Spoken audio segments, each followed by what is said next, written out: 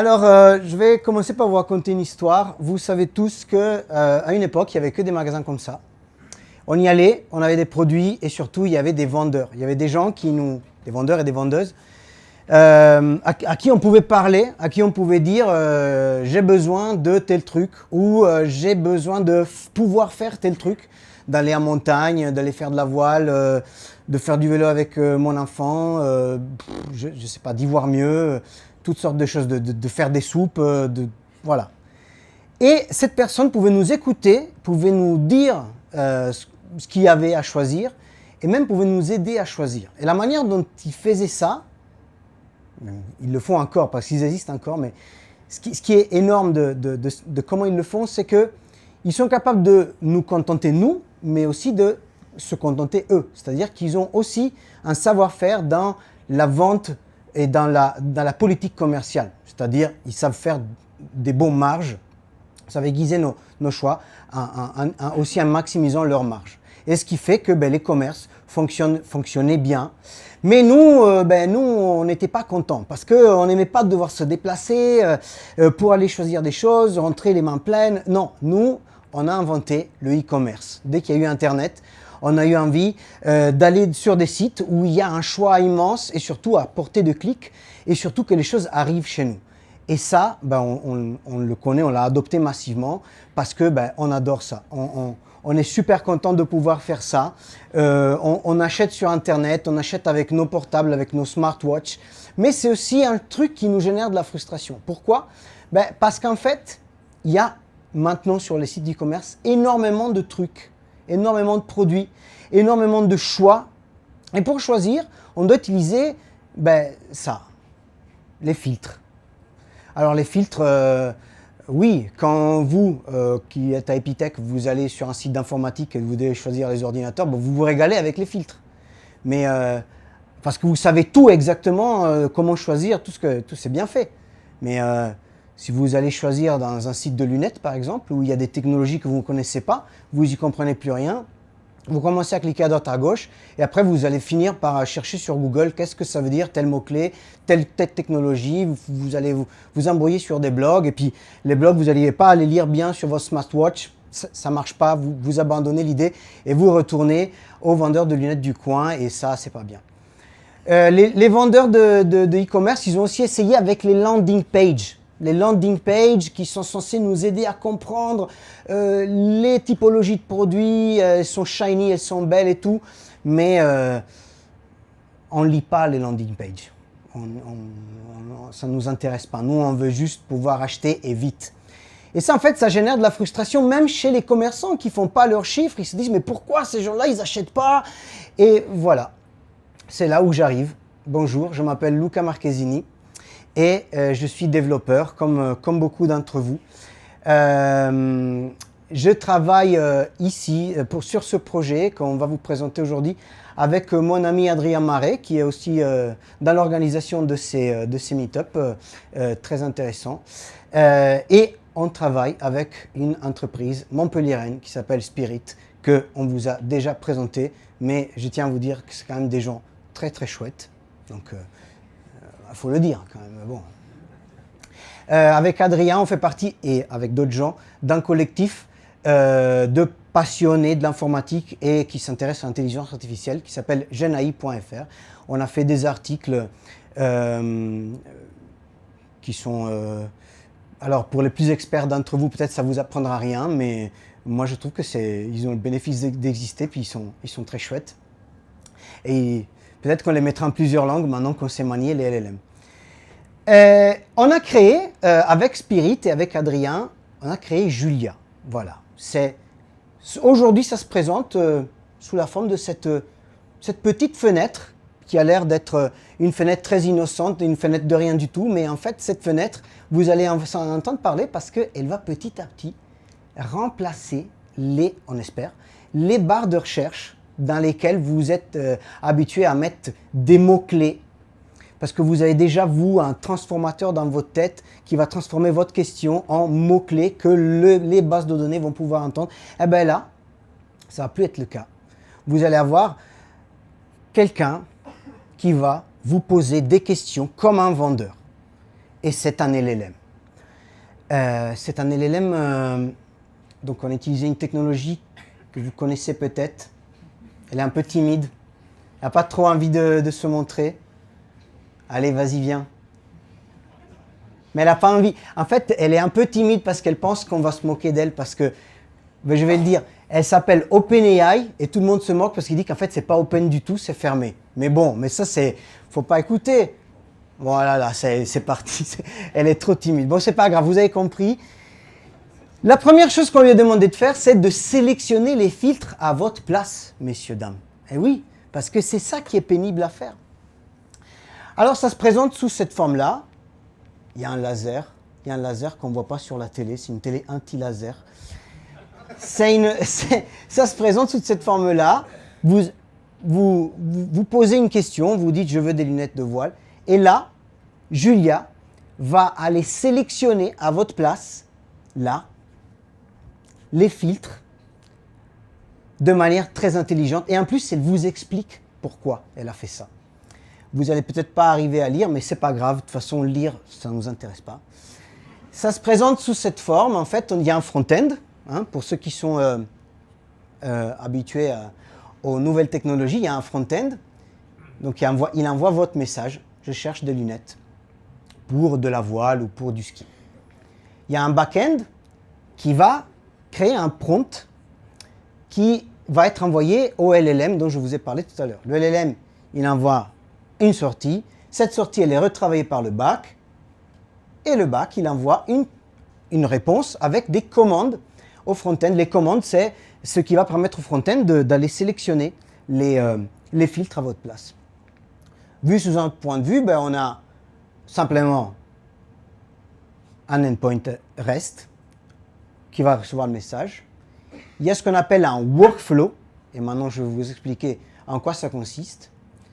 Et la réponse, ben voilà, avec un tableau de filtres. C'est très très simple, c'est beaucoup plus simple que ce que expliquait Sylvain. Si vous avez compris Sylvain, vous allez me comprendre moi aussi. Voilà comment ça se présente, le prompt qu'on va envoyer à ChatGPT, ça y est, je l'ai dit. Tu es un assistant sur un site e-commerce, voici les filtres disponibles. Donc on lui envoie la liste des filtres, hein, bien entouré par des délimitateurs. On lui dit, voici le message de l'utilisateur, je cherche des lunettes du soleil pour la voile, et on lui donne l'instruction, tu dois sélectionner des filtres pour aider l'utilisateur à trouver le produit recherché. Dans ce prompt, en fait, on peut isoler des éléments. Il y a un premier input, c'est les filtres. Il y a un deuxième input, c'est le message de l'utilisateur. Après, il y a une instruction. Et en fait, tout ça, tout ce paragraphe, je vous le dis pour vous montrer un petit peu à quoi ça sert le workflow. En fait, le workflow, ça sert à combiner les inputs dans une matrice un peu plus grosse, dans un bloc de texte un peu plus gros, qui va finir par générer le prompt. Et tout ça, ça sert à introduire un terme que sûrement beaucoup d'entre vous connaissent, c'est le RAG, le Retrieval Augmented Generation. J'imagine, est-ce que quelqu'un n'est pas familier avec ça? Ok, vous êtes une minorité, il n'y a pas de honte à avoir, c'est pas grave, c'est très bien. Ça me permet de vous expliquer. En fait, le RAG, c'est tout simplement enrichir les prompts avec des données qu'on est allé chercher quelque part, qu'on est allé retrieve, qu'on est allé fetch quelque part.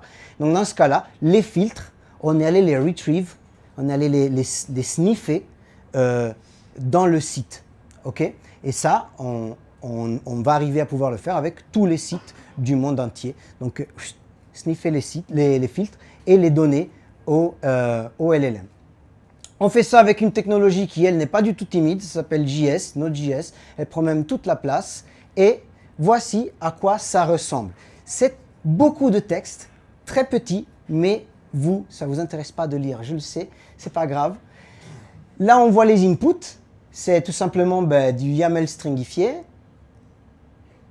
Les filtres, ah oui, attends, il y avait un truc intéressant à vous montrer. Le premier input, en fait, j'ai simplifié tout à l'heure, c'est les filtres disponibles. Et ensuite, on lui donne les filtres aussi qui ont déjà été sélectionnés parce que ce workflow, il va pouvoir intervenir à plusieurs étapes de la conversation, même quand on a sélectionné déjà plusieurs filtres. Ensuite, Du coup, comme ce n'est pas que sur un message que ça fonctionne, mais plusieurs, on envoie l'historique de tous les messages. Pour qu'en fait, le LLM, il ait un peu une idée de tout ce qui s'est passé avant et puisse donner une réponse cohérente.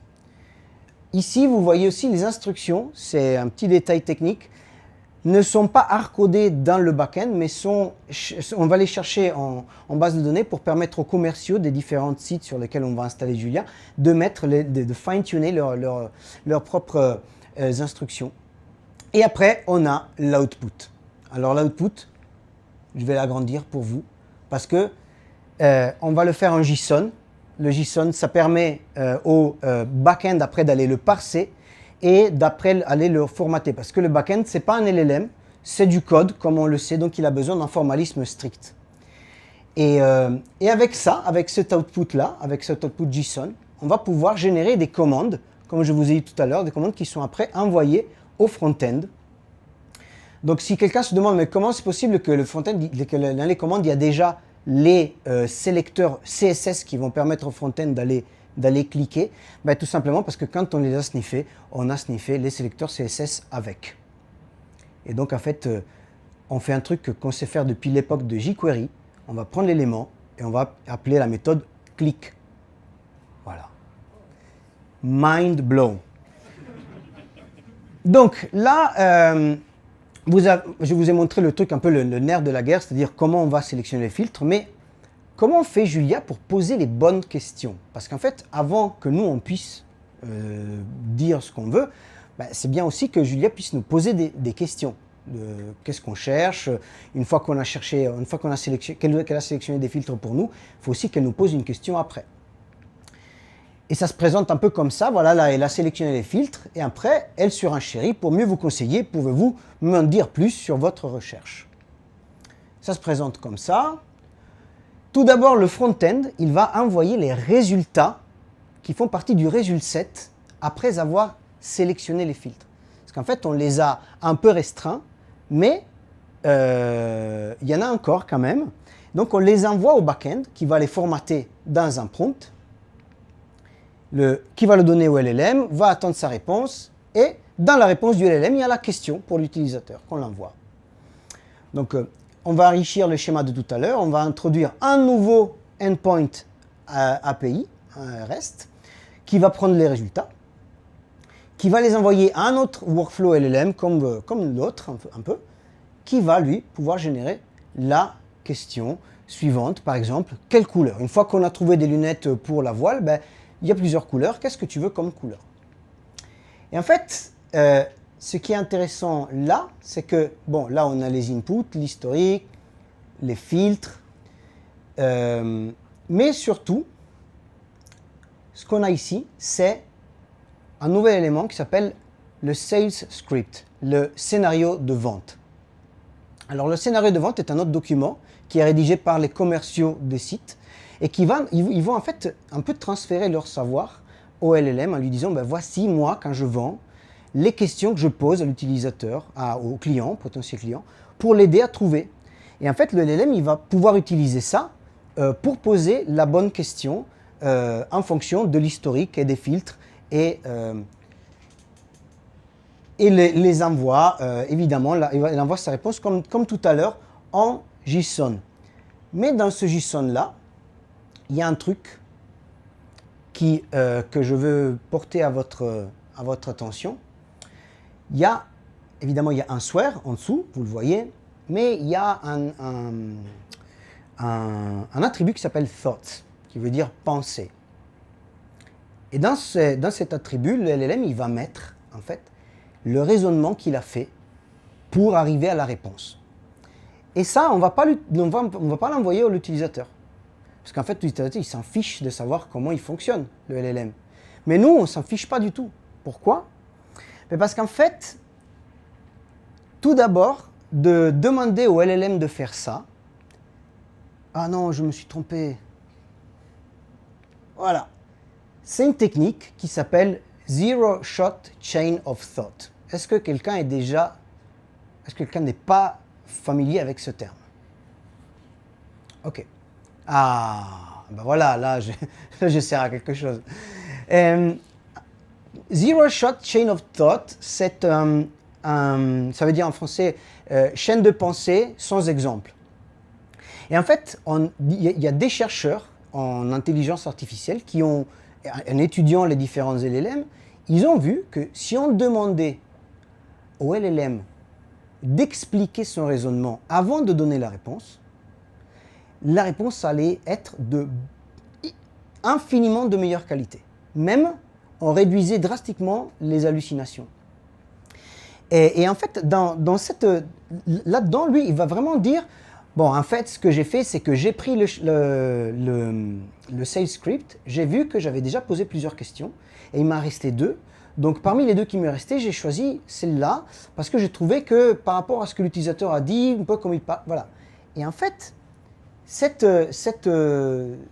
explication très précieuse pour nous, on va la stocker dans un outil qui s'appelle LangFuse. LangFuse? Oui, non? Non? LangFuse, moi non plus je ne connaissais pas il n'y a pas longtemps, c'est un super outil, un SaaS, qui fonctionne un peu comme un logger. Vous voyez quand vous avez votre back, vous avez votre front aussi, c'est un peu comme Sentry pour les IA. Dans LangFuse, on va mettre tous les résultats, tous les échanges qu'on a dans chaque workflow. Et en fait, ça va nous permettre de débugger les échanges qu'on a, les réponses qu'on a de l'IA. Et quand on a même le raisonnement, l'explication du LLM, ça va nous aider à débugger encore mieux. Donc, ce petit truc de rien du tout, ben, ça a vraiment un double intérêt, avoir une meilleure réponse et une meilleure observabilité, un meilleur débugage. Ça va, je vais pas trop vite, non? Okay. La dernière chose que je vais vous montrer aujourd'hui, mais Julia c'est en faire d'autres déjà, c'est recommander. En fait, malgré le fait qu'elle sélectionne les filtres pour vous et vous pose les bonnes questions, en réduisant les résultats, ben, à un moment donné, on veut aussi qu'elle vous dise, à mon avis, ce qu'il te faut, c'est ça. Et comment elle va faire ça? Ben, en fait, un peu pareil, on va lui envoyer les résultats, on va faire un prompt avec, on va récupérer l'output, et dans cet output, il va y avoir la recommandation. Et donc, c'est pareil, on va utiliser SendResults pour avoir cette recommandation-là à l'aide d'un nouveau workflow qui a cet aspect-là. Là, ça y est, on a les produits. Et ici, on a, dans les inputs, la politique de vente. La politique de vente, c'est un peu comme le script de vente, sauf que c'est là où les commerciaux vont dire, par exemple, avec telle marque, on a un deal, donc on peut faire des meilleurs prix. Ou sur telle marque, on fait une super marge. Ou alors sur tel produit en particulier, il y a une promo, donc c'est bien pour fidéliser les clients de proposer des prix un peu plus bas. Et en vrai, ils peuvent mettre vraiment ce qu'ils veulent, c'est du texte, c'est du texte naturel qui est apposé là. Et puis évidemment, ben, ce qu'on a en output, c'est une URL de produit à recommander.